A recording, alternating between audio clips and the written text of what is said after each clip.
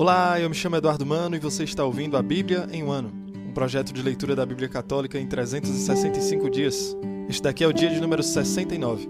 Para você que está chegando agora, no meu site eduardomanop.com.br/podcast, existe um arquivo em PDF com um plano de leitura diário feito pela Ascensions, que é um site americano que produz conteúdo de formação católica. Estarei me utilizando da Bíblia Ave Maria, porque acredito que será de mais fácil acesso para você, e os comentários que farei são do Padre Mike Schmitz, além das notas das Bíblias de Estudo Católicas. Hoje iremos ler Números, capítulo 21, também Deuteronômio, capítulo 22, além de Salmos, número 101, da Bíblia Ave Maria. Vamos ao dia de hoje.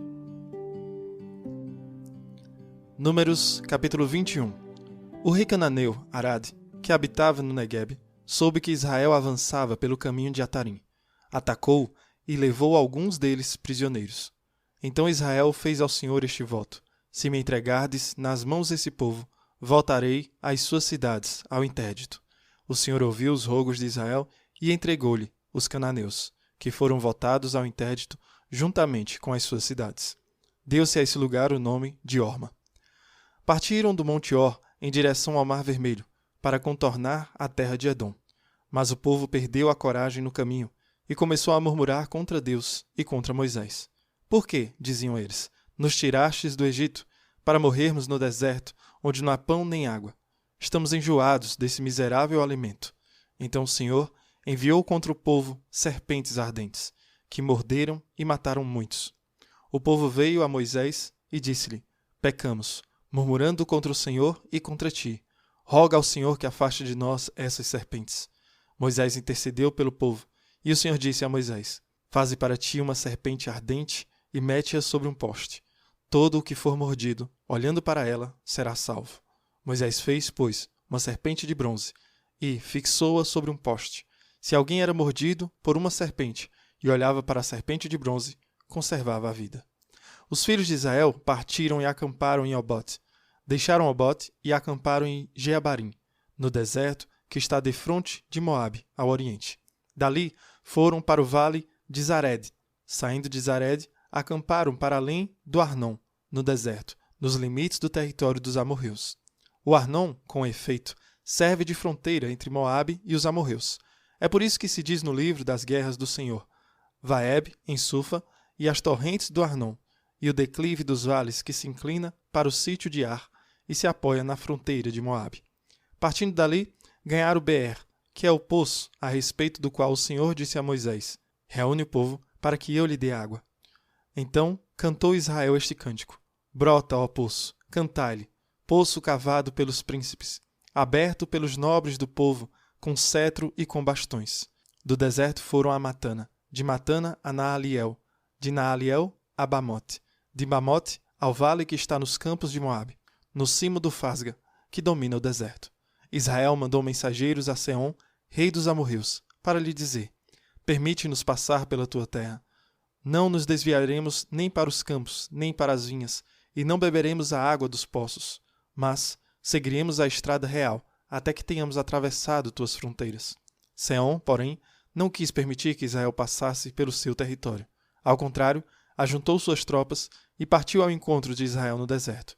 Veio a Jaza e combateu contra Israel. Porém, Israel o feriu com o fio da espada e apoderou-se de toda a sua terra, desde o Arnon até o Jaboque, fronteira dos amonitas, porque essa fronteira era poderosa.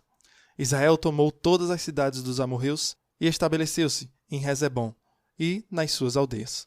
Rezebom era a cidade de Seom, rei dos amorreus, o qual tinha feito guerra ao rei precedente de Moabe e tinha-lhe tomado toda a sua terra até o Arnon. Por isso, os poetas dizem: vinde a Rezebom, vai ser reconstruída, vai ser fortificada a cidade de Seom, porque um fogo saiu de Rezebom, uma chama da cidade de Seom, e devorou Ar Moabe, e os Baal das alturas do Arnon. Ai de ti, Moabe, estás perdido, povo de Camus. Entregaram seus filhos fugitivos e suas filhas cativas a Seom, rei dos amorreus. Nós os crivamos de flechas. Rezebom está destruída até Dibom. Devastamos até Nof, incendiamos até Madaba. Israel estabeleceu-se na terra dos amorreus. Moisés enviou exploradores a Jazer, e os israelitas tomaram-na juntamente com suas aldeias, expulsando os amorreus que aí se encontravam. Depois mudaram de direção e subiram pelo caminho de Bazã.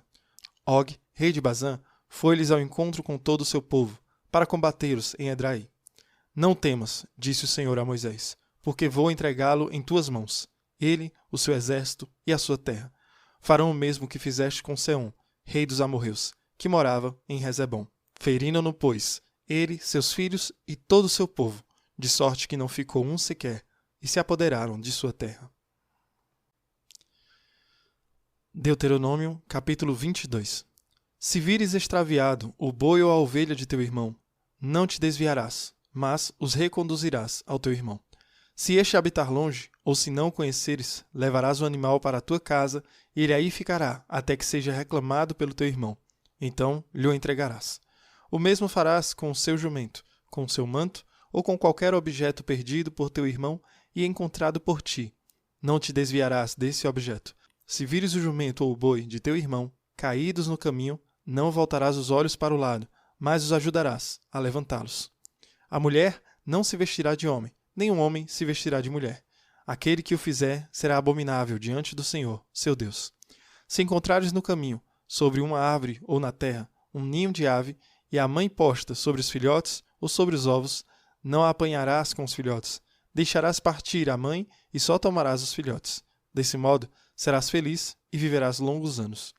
Quando construíres uma casa nova, farás um parapeito em volta do teto, para que não se derrame sangue sobre a tua casa, se viesse alguém a cair lá de cima. Não semearás em tua vinha várias espécies de sementes, para que se não considere tudo consagrado, o grão semeado e o produto da vinha. Não lavrarás com um boi e um jumento atrelados juntos. Não trarás sobre ti uma veste de diferentes tecidos, lã e linho misturados. Porás no manto com que te cobrires borlas nos seus 4 cantos. Se um homem, depois de ter desposado uma mulher e a ter conhecido, vier a odiá-la e, imputando-lhe faltas desonrosas, se puser a difamá-la, dizendo: desposei esta mulher e ao aproximar-me dela descobri que ela não era virgem, então o pai e a mãe da donzela tomarão as provas de sua virgindade e se apresentarão aos anciãos da cidade, à porta. O pai dirá aos anciãos: dei minha filha por mulher a este homem, mas porque ele lhe tem aversão, eis que agora lhe imputa faltas desonrosas, pretendendo não ter encontrado nela as marcas da virgindade. Ora, eis aqui as provas da virgindade de minha filha. E estenderão diante dos anciãos da cidade a veste de sua filha. E os anciãos da cidade tomarão aquele homem e o farão castigar, impondo-lhe, além disso, uma multa de 100 siclos de prata, que eles darão ao pai da jovem em reparação da calúnia levantada contra uma virgem de Israel. E ela continuará sua mulher, sem que ele jamais possa repudiá-la. Se, porém, o fato for verídico e não se tiverem comprovado as marcas de virgindade da jovem, esta será conduzida ao limiar da casa paterna, e os habitantes de sua cidade a apedrejarão até que morra, porque cometeu uma infâmia em Israel, prostituindo-se na casa de seu pai. Assim, tirarás o mal do meio de ti. Se encontrar um homem dormindo com uma mulher casada, todos os dois deverão morrer, o homem que dormiu com a mulher e esta da mesma forma. Assim, tirarás o mal do meio de ti. Se uma virgem se tiver casado e um homem, encontrando-a na cidade, dormir com ela, conduzireis um e outro à porta da cidade e os apedrejareis, até que morram. A donzela, porque estando na cidade, não gritou, e o homem, por ter violado a mulher do seu próximo. Assim, tirarás o mal do meio de ti. Mas se foi no campo que o homem encontrou a jovem, e lhe fez violência para dormir com ela, nesse caso, só ele deverá morrer. E nada fareis à jovem, que não cometeu uma falta digna de morte, porque é um caso similar ao do homem que se atira sobre o seu próximo e o mata. Foi no campo que o homem a encontrou. A jovem gritou, mas não havia ninguém que a socorresse. Se um homem encontrar uma jovem virgem que não seja casada e, tomando-a, dormir com ela, e forem apanhados, esse homem dará ao pai da jovem 50 siclos de prata, e ela será a sua mulher. Como a deflorou, não poderá repudiá-la em todos os dias de sua vida.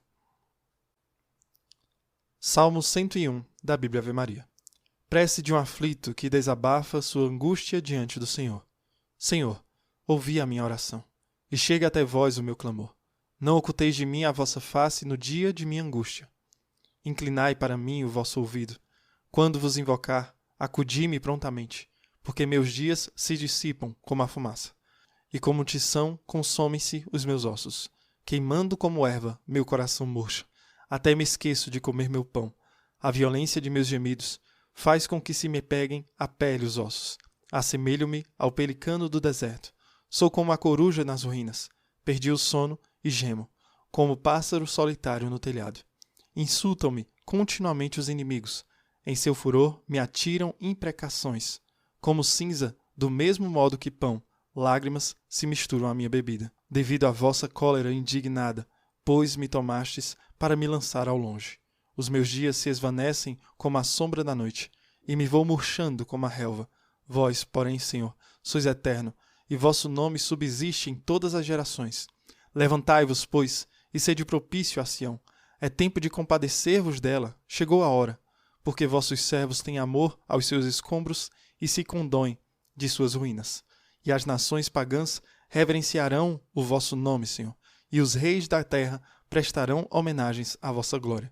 Quando o Senhor tiver reconstruído Sião e aparecido em sua glória, quando ele aceitar a oração dos desvalidos e não mais rejeitar as suas súplicas, escrevam-se esses fatos para a geração futura. E louve o Senhor, o povo que há de vir, porque o Senhor olhou do alto de seu santuário, do céu ele contemplou a terra, para escutar os gemidos dos cativos, para livrar da morte os condenados, para que seja aclamado em Sião o nome do Senhor, e em Jerusalém o seu louvor.